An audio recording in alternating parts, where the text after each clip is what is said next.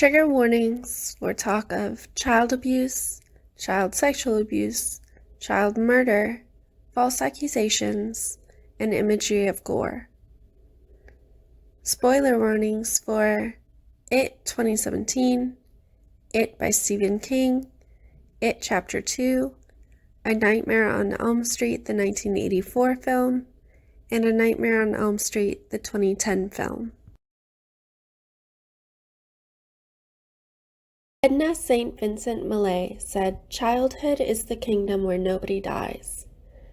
The 2017 film adaptation of It argues that childhood is actually just as treacherous as the rest of reality.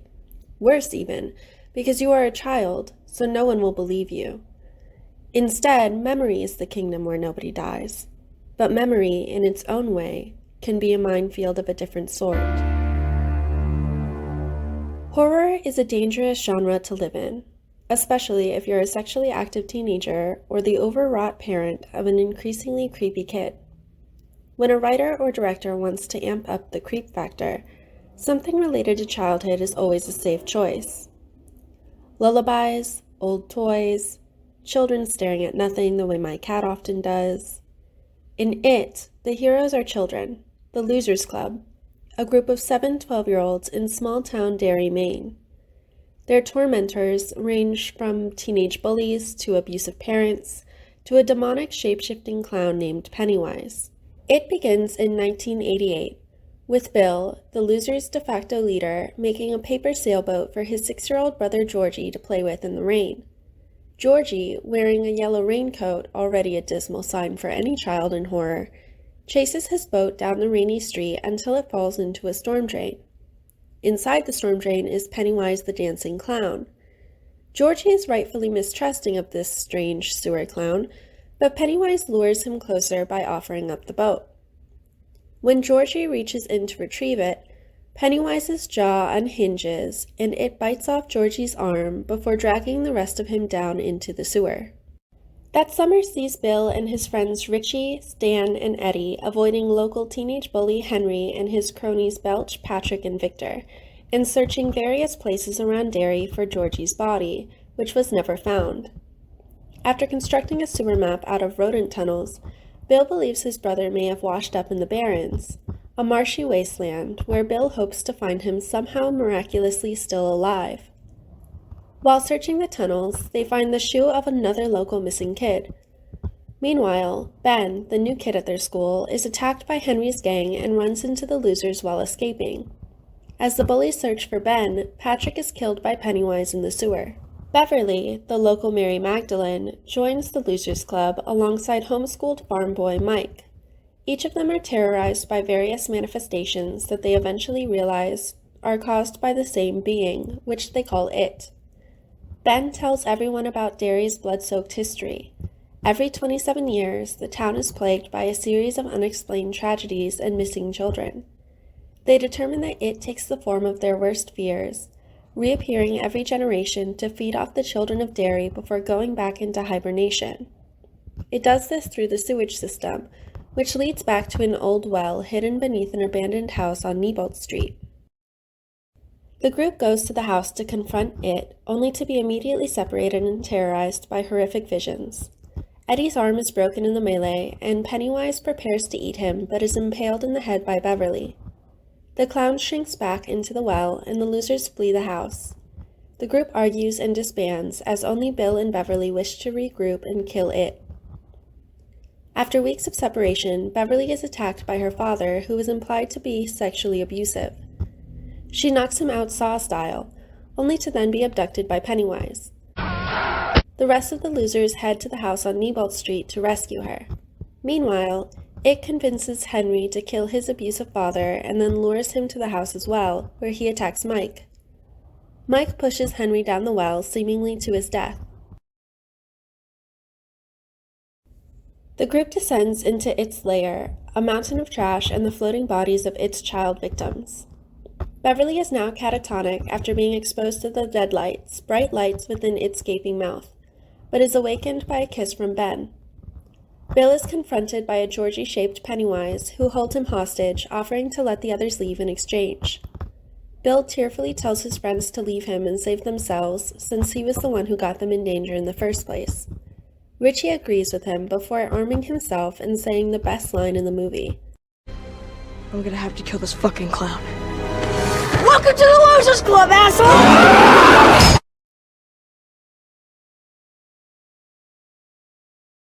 The losers descend upon it, battling their own worst fears as they beat the clown relentlessly. It, defeated, scrambles further underground, where Bill declares that it will starve. Then he finds the remains of Georgie's raincoat and finally comes to terms with his brother's death. Above ground, Beverly tells the club about the vision she had while trapped in the deadlights, in which the losers, now adults, returned to battle it again. The losers make a blood pact that, should it return in 27 years, they would do, to kill it once and for all. The 2017 adaptation of It is really a masterclass in how to adapt a novel for the big screen, especially a novel as thick with frankly unnecessary exposition as Stephen King's It. Director Andy Muschietti's decision to split the adaptation into 2 films, or chapters, gave him the time to really develop each character, giving them full inner lives and fears, and making the stakes that much higher. It Chapter 2 premiered in 2019, though it takes place in 2016, 27 years after the original. In the opening scene, we watch as a loving gay couple falls victim to a homophobic assault by teenagers after visiting a carnival in Derry. One of the gay men, Adrian, is thrown over a bridge into the water, where Pennywise finds him and bites out his heart as his partner can only scream and watch in terror. Mike, the only loser who stayed in Derry, realizes that Pennywise has returned. One by one, he calls the other members of the club and tells them to come home. During their time away from Derry, each loser has become successful, though largely discontent with their lives. Beverly is a fashion designer, Richie a stand-up comedian, Bill a writer, Ben an architect, Eddie does something that allows him to live in a very nice Manhattan apartment, and Stan is an accountant, I think. None of them remember Pennywise or much of their time in Derry. Beverly arrives in Derry after fleeing her abusive husband, meeting with the other losers at a Chinese restaurant in town. There she reunites with Bill, who is dissatisfied with his inability to write endings, Richie, dissatisfied with his inability to write his own stand-up material, Eddie in an unhealthy marriage, and Mike, who has never left his traumatizing hometown. Over dinner, they all reminisce over their newly acquired adolescent memories until Mike explains why he called them. Pennywise has returned, and they must all honor their oath to kill it. Pennywise itself then answers the question of Stan's absence. He killed himself after Mike's phone call, too afraid to face it. Richie and Eddie are determined to leave Derry to fend for itself, but Beverly confesses that in her vision, they all died if they failed to kill it. Meanwhile, Pennywise has found a new victim, a little girl named Victoria, which it lures under the bleachers at a baseball game and then eats. Mike takes Bill to his apartment above the local library and drugs him to explain a Native American ritual, the ritual of Chud, which he believes they can use to destroy Pennywise. Mike describes the ritual to the other losers. They will each need a token from their past, as well as one for Stan, to sacrifice.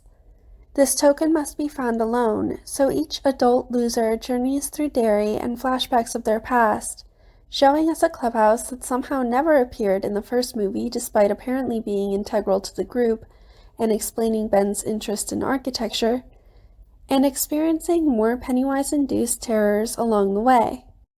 Henry, meanwhile, who did not die in 1989, is visited in the mental hospital by it in the form of a ghoulish Patrick and freed. He drives to Derry and attacks Eddie in his hotel room and then Mike at the library. Richie appears as Henry attempts to kill Mike and kills him with an axe before promptly vomiting. The losers rush to find Bill, who left to face it on his own, and heartbreakingly fails to save a neighborhood boy that Pennywise traps and eats in the carnival funhouse. Together again, the group reconvenes at the house on Neibolt Street, infuriatingly unarmed, to face it for the final time. They descend into its deepest layer and attempt the ritual of Chud, which appears to work but fails at the last second. Mike is forced to admit that during the original ritual, Pennywise killed all of the Native Americans who succumbed to their fear. Pennywise then attacks the losers and traps Bill, Ben, and Beverly in their own childhood traumas. They each manage to escape when Bill forgives himself for Georgie's death, and Beverly remembers that Ben was the one to write the childhood love letter that was her token. Richie is caught by the deadlights and rescued by Eddie, who gets stabbed through the chest and tossed like a rag doll by Spider Pennywise. The losers run to his side, and Eddie explains that he made it feel small, which inspires them to mock and belittle Pennywise until it has shrunk down enough for Mike to rip out its heart. The losers crush the heart with their bare hands and return to Eddie's side, only to find he has died from his wounds. Now that Pennywise is dead, the Neibolt house begins to cave in on itself, and the losers have to rush out before they are crushed in the process. At their old swimming hole, the losers bathe and comfort Richie as he mourns Eddie, who we realize was his childhood love. The death of it erases the scars on their hands, but the losers now keep their memories. Beverly and Ben get married, and Mike finally decides to travel. They each receive a posthumous letter from Stan, explaining that he knew they would lose against it unless all living members of the club faced it together. As he was too scared to do so, he needed to remove himself from the playing field so they could win. As a whole, Chapter 2 is not nearly as tight as the first film, and the story's logic doesn't make as much sense. The terror felt by the losers as children is much more visceral and real than their adult counterparts, who somehow manage to be less effective against a villain they've already defeated once. I'm not sure why it takes Eddie dying to make the losers realize they could just bully it to death when that's essentially what they did when they were 12, along with a healthy amount of actual battery. But the adult cast's acting is good enough to convince us what the narrative itself might not. The use of hand-wavy Native mysticism was also disappointing. While using Native Americans as fodder for his horror stories as a Stephen King benchmark, I was hoping that, like many other unnecessary aspects of the book, this adaptation would cut or change that part. That said, I still think the sequel is a good movie, and its existence changes the impact of the first. On its own, divorced from the second half of its story, the 2017 film is a triumphant coming of age. The kids, neglected and abused and let down by the adults in their lives, band together to face their demons, quite literally, and come out victorious on the other side. The ending is bittersweet with nostalgia and the sense of a promising future. But Chapter 2 swerves that narrative off-road. In it, though they've managed to survive into adulthood, the losers are still trapped in cycles of malcontent and abuse. Their traumas were never truly dealt with, so they were never able to truly heal and move on. In Muschietti's words, all of these characters, even though they're successful in their work, in their job, in their adult life, they're broken. All of them, in a way, are repeating a pattern. They're like enslaved to a childhood trauma that will not leave them alone. Chapter 2 says that it is not enough to simply survive your trauma. You have to confront it. You have to heal from it. Only then can you be free. We see this most clearly in Bill and Beverly. Bill has never forgiven himself for his role in Georgie's death, and Beverly has never healed from her father's abuse. But Richie's trauma as a gay man in a homophobic community, Eddie's trauma as a victim of his mother's Munchausen syndrome by proxy, Mike's trauma as a black man in a racist community, Stan's trauma as a Jewish child in an anti-Semitic community, though this does not go addressed and evaluated like the others since he isn't really present in Chapter 2, and Ben's trauma as a fat child in a fat-phobic society all have lasting impacts which define their future selves. It's easy to write Pennywise off as just another horror movie monster, but it is specifically a child predator. It doesn't simply kill and eat children, it grooms them. It's kind to them. It makes them laugh. It lures them closer. We see this in how it interacts with Georgie in Chapter 1 and then in Chapter 2 with Victoria. It knows exactly what to say to make children trust it, feel sorry for it, and interact with it.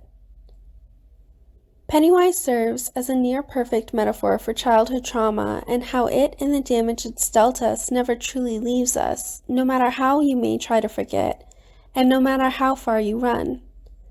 The fact that the losers forget their time in Derry, the good and the bad, completely is explained as Pennywise's doing, but it can also be seen as a symptom of trauma.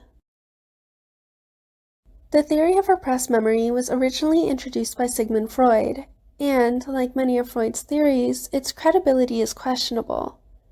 According to Freud's 1896 essay, Zur Etiologie der Hysterie, or On the Etiology of Hysteria, he counseled a young woman named Anna O., who suffered from paralysis on the right side of her body.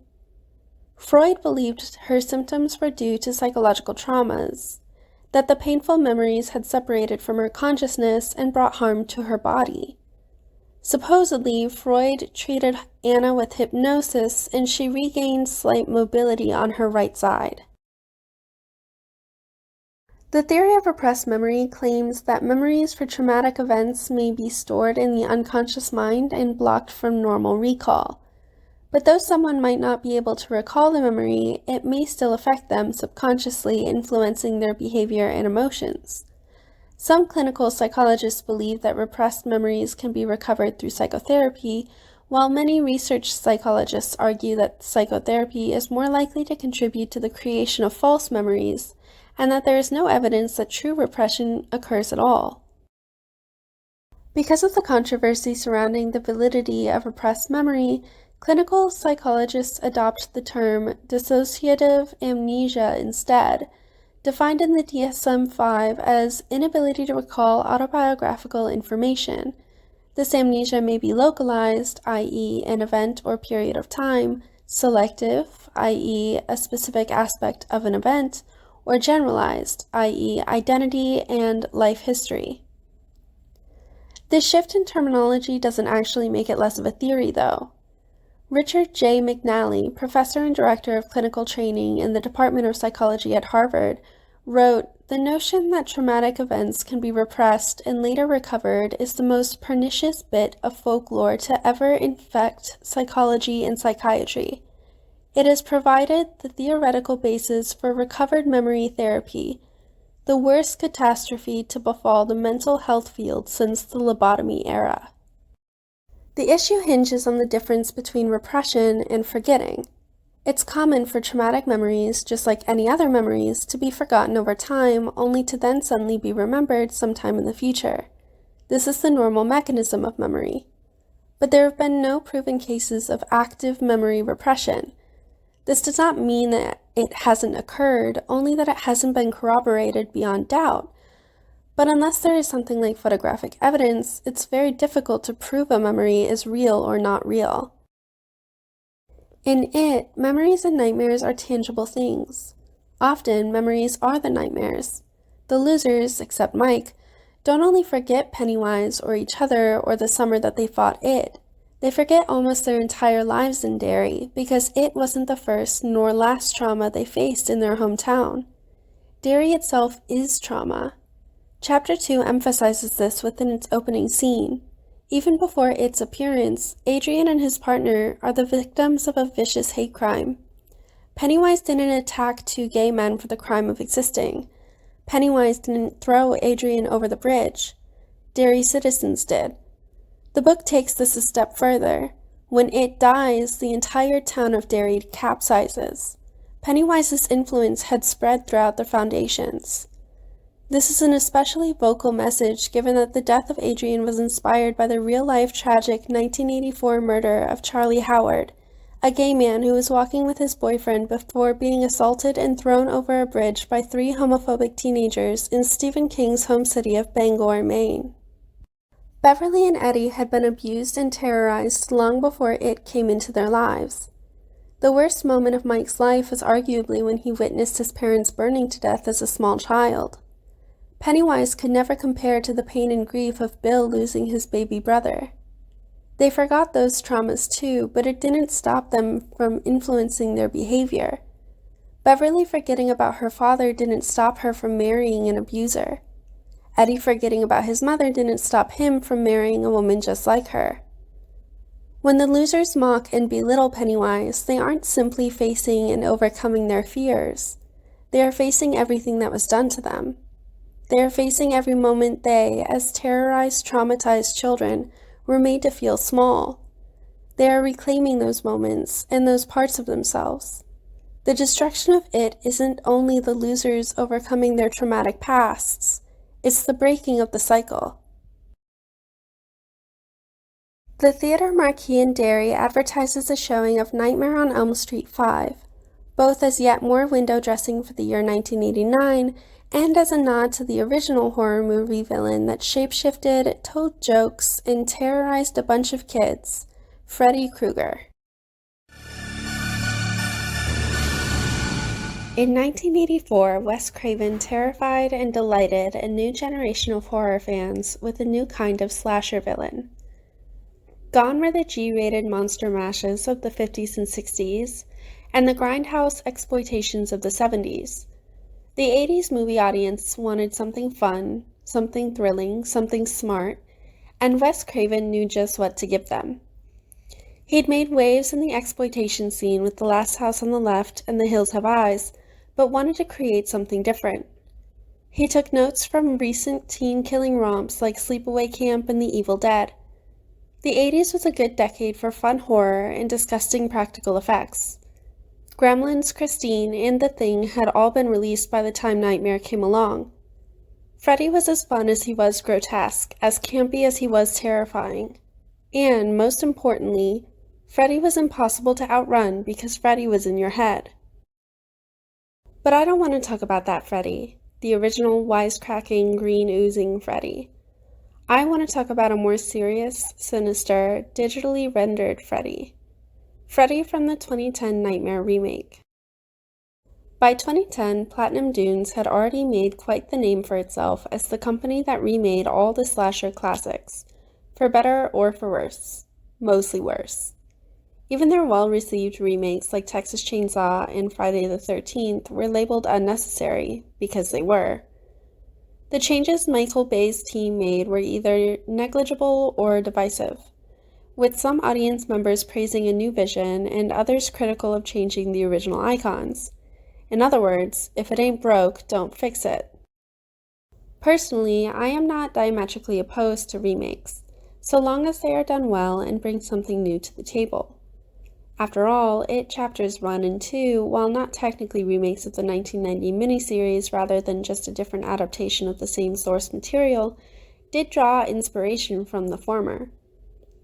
Platinum Dunes' 2010 remake of Nightmare was indeed drastically different in terms of story and tone, though it did for some reason cling to several iconic scenes from the original, nearly beat for beat, even when it didn't really make sense for them to do so. The Nightmare remake opens in a diner. We see Dean, clearly a grown man but supposedly a teenager, sitting by himself at a booth as it storms outside. A waitress, played by Rooney Mara pre-Dragon Tattoo, refills his coffee and scolds him for falling asleep. This dead-eyed Rooney is our Nancy, while Chris, this film's version of Tina, shows up and tries to comfort Dean, who has been experiencing night terrors and avoiding sleep. He can't avoid it forever, though. Soon enough, Dean falls asleep again. In the dream diner, he finds a severely burned man with a bladed gardener's glove on his right hand. The dream man cuts Dean's throat, as in reality, Dean carves his own throat open with a steak knife as Nancy and Chris watch in horror. Before his death, Dean told Chris that he was in therapy and had begun to remember things from his childhood. At Dean's funeral, Chris sees a photograph of her and Dean together as small children, though she doesn't remember knowing him before high school. Chris also begins to experience nightmares, including a remake of Nancy's mid-class nightmare from the 1984 film, and avoids sleeping, afraid that she will die like Dean. Chris begins to investigate her own childhood, unsure why she can't remember Dean. In a dream, she finds a dress from when she was a little girl, with 4 deep slashes down the back of it. While Tina's mom in the original Nightmare was a neglectful drunk, Chris's mom seems to be a good parent, whose only crime is having a job as a flight attendant and leaving Chris alone overnight while working a trip. Jesse, Chris's ex-boyfriend, who, like Rod in the original, we can tell is bad news because he wears a leather jacket and sort of has spiked hair, sneaks over to keep Chris company, which obviously means they have sex. While they sleep, Chris meets the burned man in her nightmare and is killed in a much less technically impressive replica of Tina's death in the original as a terrified Jesse watches. Covered in Chris's blood and half-dressed, Jesse runs crazed through the neighborhood as Chris's security alarm blares, waking all the neighbors. Eventually, Jesse stumbles in through Nancy's bedroom window and they learn that they've been dreaming about the same burned man. Nancy whispers sings a child's jump rope tune. Jesse is then cornered by the police and arrested for Chris's murder as Nancy and her mother watch on. Jesse then falls asleep in his jail cell and is murdered in a nightmarish boiler room where Freddy menacingly informs him that the human brain still works for minutes after death. Did you know that after the heart stops beating, the brain keeps functioning for well over 7 minutes? We got 6 more minutes to play. Nancy and her classmate Quentin, played by the goth kid from Jennifer's Body, every 2010 alt girl's crush, begins to do some investigating into their own pasts. They went to the same preschool along with Chris, Dean, and Jesse, though neither of them can remember it. After they corner Nancy's mother and demand the truth, she confesses that Freddy Krueger was a gardener at the preschool and lived in the basement. He was fond of all the kids and would often play games with them, though Nancy was his favorite. First Nancy and then the rest of the children began to show symptoms of abuse before Nancy confessed that Freddy was molesting her. Nancy's mother informed the other parents, but she claims that Freddy escaped arrest and his whereabouts are unknown. Refusing to believe her mother, Nancy tracks down all the other kids from the preschool class, only to find that they're all dead and the school is long closed. Quentin falls asleep during swimming practice and sees what really happened all those years ago. The children's parents, led by his father, now the high school principal, hunted Freddy Krueger down. They chased him to an abandoned building, which they then set on fire. Freddy burned alive. Quentin and Nancy are convinced that they lied as children, and Freddy is now taking revenge for his wrongful murder. They confront Quentin's father, who is adamant that they are wrong, and then they decide to try to stop Freddy by going to the preschool's remains. After going so long without sleep, Quentin through abuse of his ADHD medication and Nancy through, apparently, sheer willpower, they both begin to experience microsleeps and hypnagogia, causing them to dream and hallucinate randomly. They're running on an extremely limited amount of time now, as when the body goes too long without sleep, it will slip into a coma, which means Freddy will have them forever. Quentin stops by a drugstore hoping to refill his prescription, which the pharmacist refuses to do, having assumed he's an addict, and Nancy hallucinates and is attacked by Freddy. She pulls a piece of his sweater into the real world when she wakes up. During the attack, Nancy's arm is sliced open, so Quentin takes her to the hospital, where her mother agrees to allow the doctor to put Nancy to sleep against her own wishes. Before they can, Quentin helps her sneak out, stealing some adrenaline along the way to help keep them awake. I don't know if you've noticed, but I don't exactly fit in. In case you haven't noticed, I'm weird. I'm a weirdo. I don't fit in, and I don't want to fit in. Have you ever seen me without this stupid hat on? That's weird. Nancy and Quentin eventually make it to the preschool, where they discover Freddy's secret room Nancy told her mother about, along with photographic evidence of his abuse. They realize the truth. Freddy is not the vengeful ghost of an innocent man. Freddy is an abuser, refusing to let his victims go. Nancy decides to go into her dream and pull Freddy into the real world, a la the sweater, where she and Quentin can kill him. Quentin tries to stay awake to wake Nancy in time, but he falls asleep and is attacked by Freddy. Freddy corners Nancy on a bed, dressed like a little girl, and tells her that he purposefully saved her for last so that she would fall into a coma and be his forever. Quentin wakes and uses the adrenaline to wake Nancy. Nancy pulls Freddy into the real world, and they have their little boxing match. Nancy eventually kills him with the blade of a paper cutter, badly rehashing a line from Freddy vs. Jason, and then sets the room and the remains of her childhood trauma on fire. She and Quentin escape and are treated by first responders, who then say they didn't find a body inside. After Nancy and her mom return home from the hospital, Freddy appears in the hallway mirror and kills Nancy's mother before pulling her body through the wall as Nancy screams. So I won't mince words. This movie sucks. It isn't even good as a remake, too concerned with copying the original's iconic scenes, which, it should be noted, were so iconic because they were done with impressive practical effects that still hold up, while the remake's own CGI has aged poorly, to really give its own story the attention it deserved. Rooney Mara, in particularly, was poorly cast. She herself said that she wasn't really interested in being in a horror movie, and boy, it shows. If I hadn't seen her as Lisbeth Salander, I would think she was just a shitty actress. As it stands, I do think she's a shitty Nancy, and I wish Chris, the Tina stand-in, had been made the main protagonist instead. In the original Nightmare, Nancy was a little overacted, but endearing, and what makes her such a capital F final girl is the fact that she ushered in a wave of final girls who didn't only defend themselves until they could be rescued, like Sally and Laurie, or only fight the villain when they were backed into a corner, like Alice.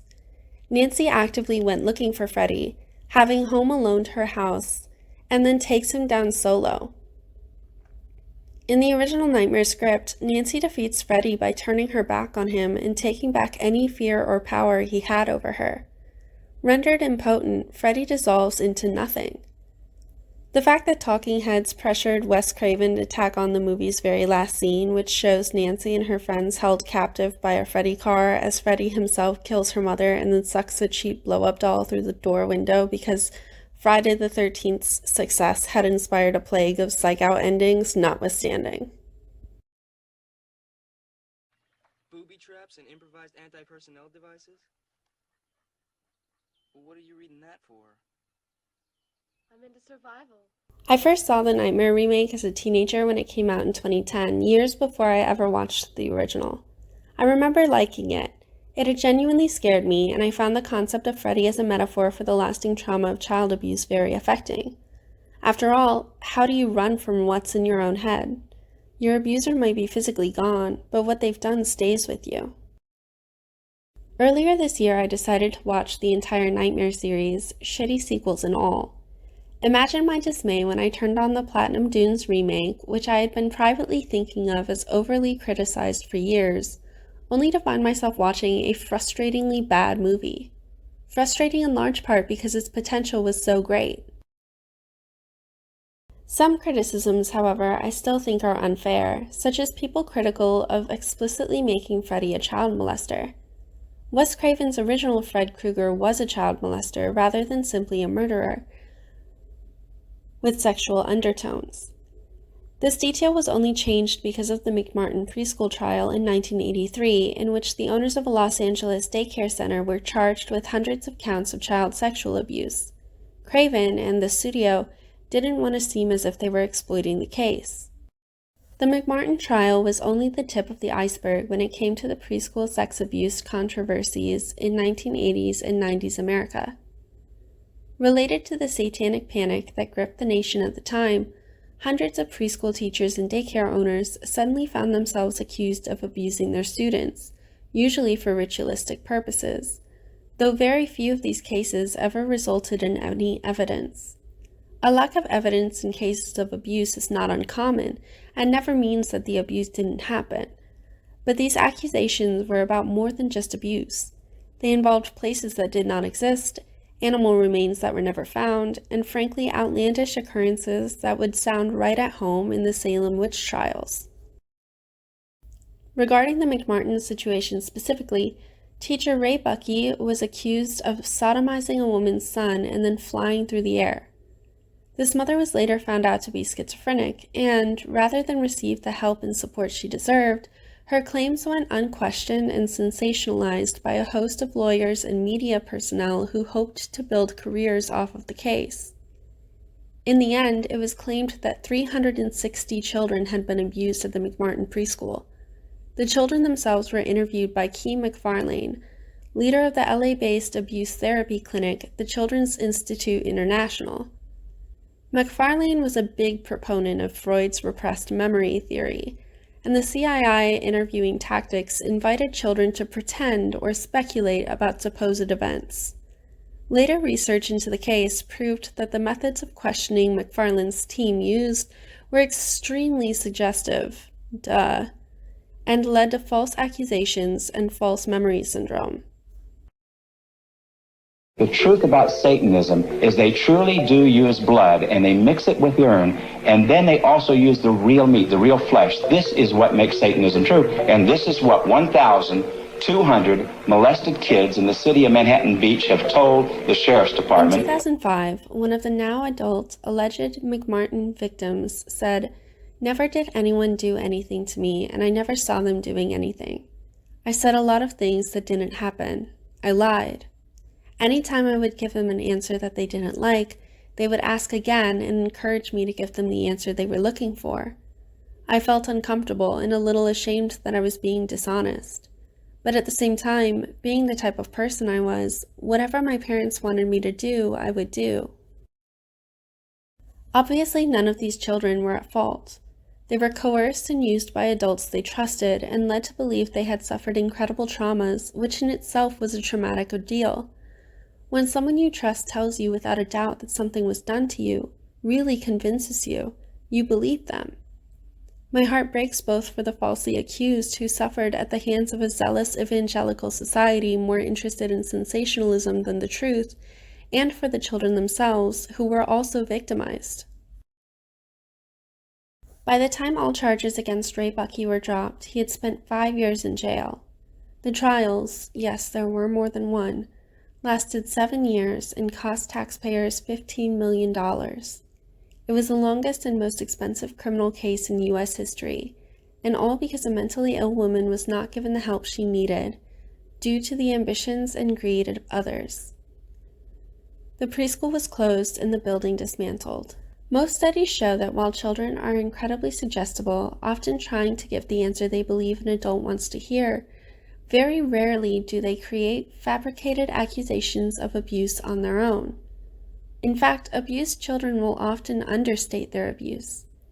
It is never wrong to believe a child when they come to you of their own volition, or to question some treatment or behavior you witness. The problem lies in baseless accusations, in which prejudices like racism and homophobia often play a part. That 2010's nightmare incorporates what is essentially a preschool sex abuse scandal and at one point implies that the children may have lied or been coerced into falsely accusing a man who worked there and was then wrongfully punished is not a coincidence. The children turn out to have been telling the truth. They really were abused and Freddy really was an abuser, even in death.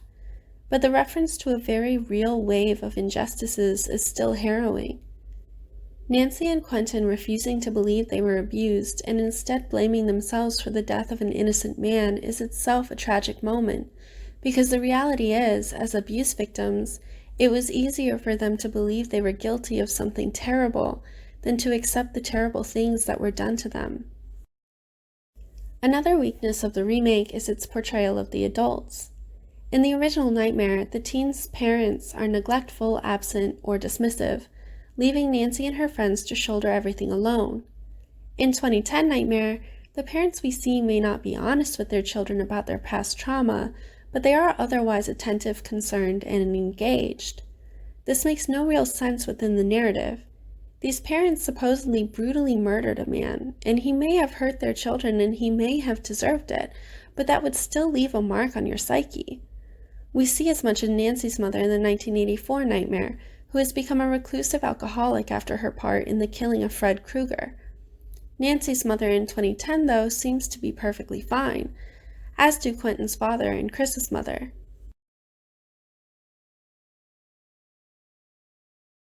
The impotence of parents and media about children serves a narrative purpose. With the parents absent or unable to help their kids, our child heroes are forced to carry the burden of the story themselves.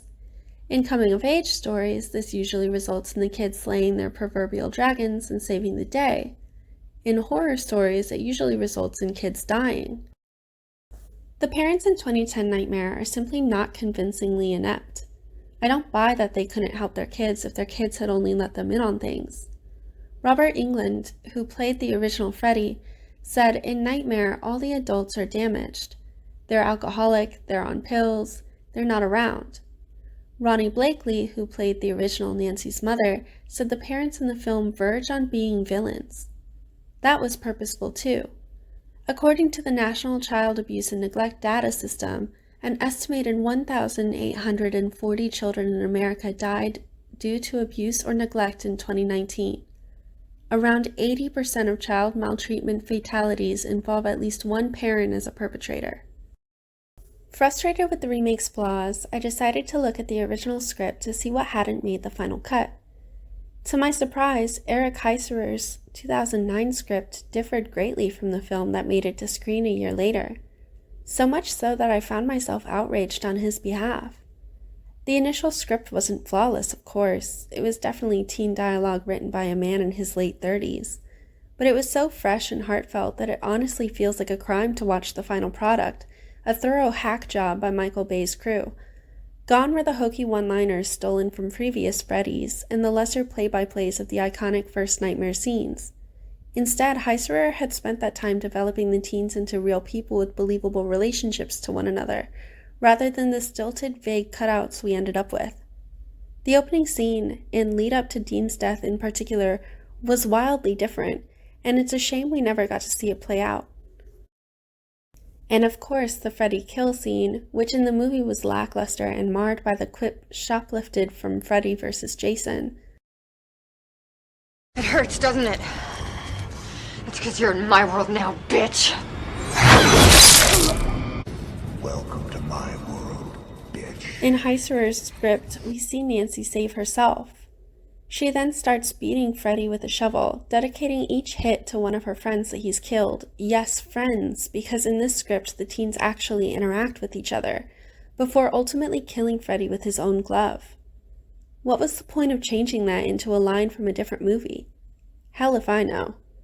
Eric Heiserer would then go on to win an Academy Award for his 2016 adaptation Arrival, though, so I guess he still came out on top. Heiserer also included references to the Pied Piper in his script, making clear comparisons between the fairy tale figure and Freddy.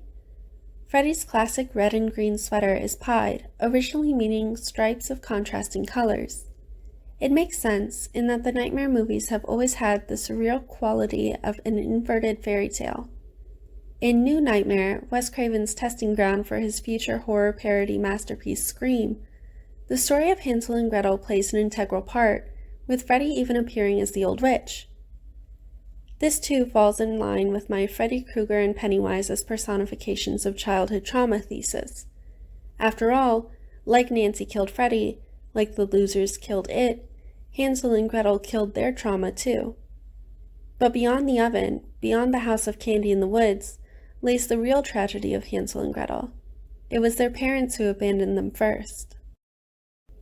A Nightmare on Elm Street and It both follow the same path from trauma, through repression, towards healing. Though both the losers and Elm Street teens have seemingly lived their lives free from the weight of what happened to them, the nature of this narrative memory is like an archaeological dig. Nothing stays buried forever. Eventually, Freddy starts creeping into their dreams, and the teens find their way back to that secret room. Eventually, Pennywise wakes up and drags the losers back into that sewer. So we have the trauma, Freddy and Pennywise, the trauma response, memory loss, the memory recovery, the trauma confrontation, and then the final catharsis. Nancy kills Freddy, the losers kill it. Yes, some members of each group don't make it. In these stories, the victory is never clean. In reality, healing is never clean. And in reality, healing is the victory. About the Nightmare franchise's longevity, Heiserer said, "What elevated it so much and kept it around was the creation of a villain that you can't run from. So many of the other horror movies and franchises gave you something that was completely grounded in reality, where as long as you had your own legs and a good pair of shoes, you could haul ass. With Freddy Krueger, it was trying to stave off the inevitable. Sooner or later, you have to face your nightmares.